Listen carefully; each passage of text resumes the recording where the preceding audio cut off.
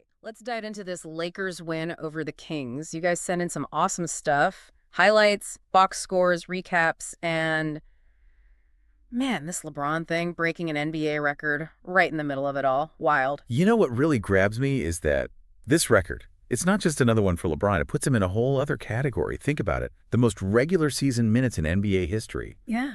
That tells you something about his, well, his consistency, his resilience over, what, 2 decades? Yeah, it's mind-blowing. Most guys would be totally worn down by now. But he's still out there leading his team to, well, victory. And speaking of victory, final score was 113-100, Lakers taking it on the Kings' home turf. Golden won center December 19th. And it wasn't a blowout either. The first half was close, back and forth, both teams just trading baskets.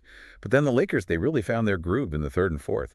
The sources mentioned how well the Lakers shot. From the field, three-point range. Makes me wonder, anything in the Kings' defense or maybe lack of defense that contributed to that? You know, that's a good point. Looking at the play-by-play, it seems like the Kings had trouble with the Lakers pick and roll. That really opened things up for them. Open shots, mid-range, beyond the arc. Yeah, makes sense. So he had the LeBron record. That was huge. But some other pretty amazing performances out there, too, that night. Malik Monk for the Kings looked like he was playing with a ton of energy. Absolutely. He was a highlight reel, three-pointers, layups, even some monster dunks. He kept the Kings in it, especially early on. Seems like De'Aaron Fox had a big game, too, for the Kings, even though they lost. He did, yeah. Fox really brought it, led the Kings in scoring 26 points.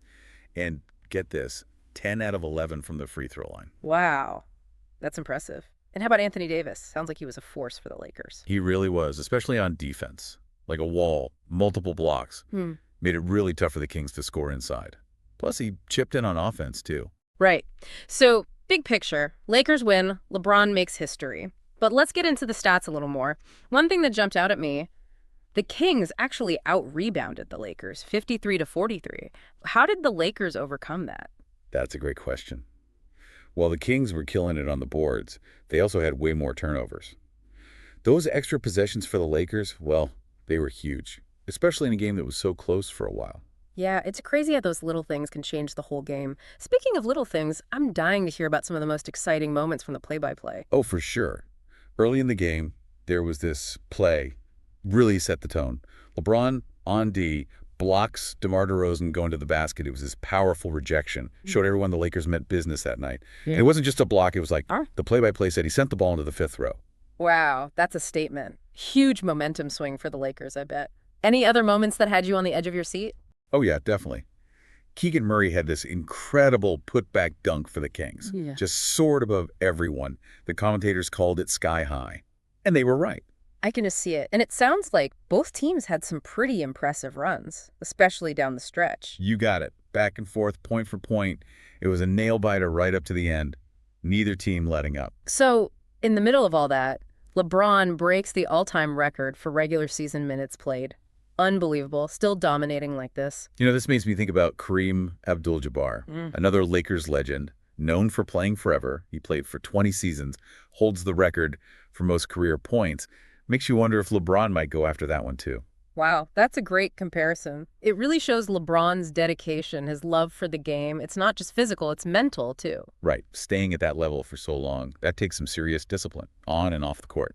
This makes me think about the mental side of things. How does someone like LeBron, with all he's accomplished, how does he stay motivated year after year? That's a great question.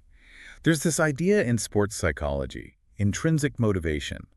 It's about finding joy in the process itself. Yeah. Not just the outcome, you know? I wouldn't be surprised if that's a big part of what drives LeBron. Makes sense. He seems to really love playing. And that passion probably keeps him going when things get tough. Speaking of tough, while LeBron was making history, the Kings had a few guys who really stepped up. Even though they didn't win in the end, we've talked about Monk and Fox, but the sources also mentioned Kevin Huerter hitting some big three-pointers for the Kings. Yeah, Huerter's performance shows how important those role players are. They might not get all the attention, but they can be huge in close games. Huerter's shooting kept the Kings right there. And don't forget Domantas Sabonis. The sources highlighted him too, his versatility. Oh yeah, Sabonis is a real all-around player. Rebounds, assists, creating shots for his teammates. He's like, I don't know, a Swiss Army knife out there. So even in a loss, it sounds like the Kings had some good things going, some strong individual performances. You think they can build on this as the season goes on? That's the question, isn't it? They've got talent, but can they be consistent enough to compete with the best teams in the West? This game might be a wake-up call for them, showing them they need to work on some things. I'm thinking back to all those turnovers the Kings had. If they could clean that up, who knows? They might have won. No doubt. But some people would say their style of play, so fast-paced and free-flowing, that just leads to more turnovers. It's a trade-off, you know? High risk, high reward. We'll see how they handle that moving forward. Yeah, it's a tough balance to strike. But that's what makes the NBA so fun, right? All the strategy, seeing how it plays out. Exactly. A game of inches, as they say. And sometimes, yeah, those turnovers make all the difference. Speaking of wins and losses, I wonder how this game affects the Lakers' position in the West. They're at a tight race, right? Warriors, Clippers, all those guys. Oh, for sure. Every game matters now. It's crunch time. And you know me, I love a good playoff race. I was looking at the standings you sent in. Looks like the Kings are a few games behind the Lakers. Yeah, that's right. This loss makes things tougher for them. They're going to need to put some wins together, especially against those teams ahead of them, if they want to make a real playoff push. And I was checking out their schedules, too. The Lakers have a rough stretch coming up. Suns, Nuggets, two of the best teams in the league. Those are going to be some tough games for the Lakers. We'll see how they handle the pressure. Yeah. Especially with LeBron playing so many minutes. I think he'll be fine. He always steps up when it matters most. But what about the Kings? What does their schedule look like? It's kind of a mixed bag. Some games they should win against teams lower in the standings, but also some tough matchups against contenders. Yeah. They've got to take advantage of those games against the weaker teams. So every game from here on out is huge for both teams, playoff-wise. Yeah, that's what's so great about this part of the season, right? Every possession, every win, it all adds up. And the West is so competitive this year, it's going to be a fight to the finish. Before we wrap up, I want to go back to LeBron for a minute. Breaking that record gets me thinking about his legacy. How will this be remembered, looking back on his whole career? You know, I was thinking the same thing. This record, to me, it really shows that LeBron is one of the toughest, most dedicated players ever. It's not just about talent. It's about commitment, taking care of yourself, to play at that level for that long. And let's not forget, he wasn't just out there to get the record. He played a huge part in the win, led his team on and off the court. Exactly. He wasn't just going through the motions. He was making plays, inspiring his teammates. It's amazing. Makes you wonder, what will LeBron's legacy be in the end?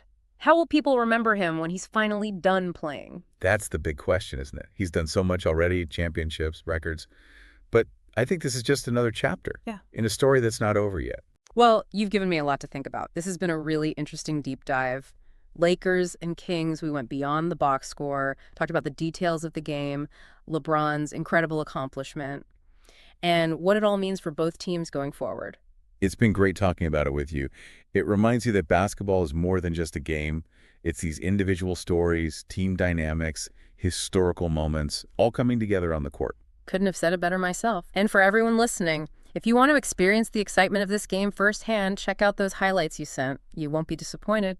And keep sending those sources in. We're always ready for another deep dive. Until next time, keep exploring and keep loving. You know what really grabs me is that this record, it's not just another one for LeBron. It puts him in a whole other category. Think about it. The most regular season minutes in NBA history. Yeah. That tells you something about his, well, his consistency, his resilience over, what, 2 decades? Yeah, it's mind-blowing. Most guys would be totally worn down by now. But he's still out there leading his team to, well, victory. And speaking of victory, final score was 113-100, Lakers taking it on the Kings' home turf. Golden won center December 19th. And it wasn't a blowout either. The first half was close, back and forth, both teams just trading baskets. But then the Lakers, they really found their groove in the third and fourth. The sources mentioned how well the Lakers shot from the field, three-point range. Makes me wonder, anything in the Kings' defense or maybe lack of defense that contributed to that? You know, that's a good point. Looking at the play-by-play, it seems like the Kings had trouble with the Lakers pick and roll.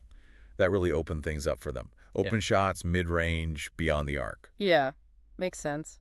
So he had the LeBron record. That was huge. But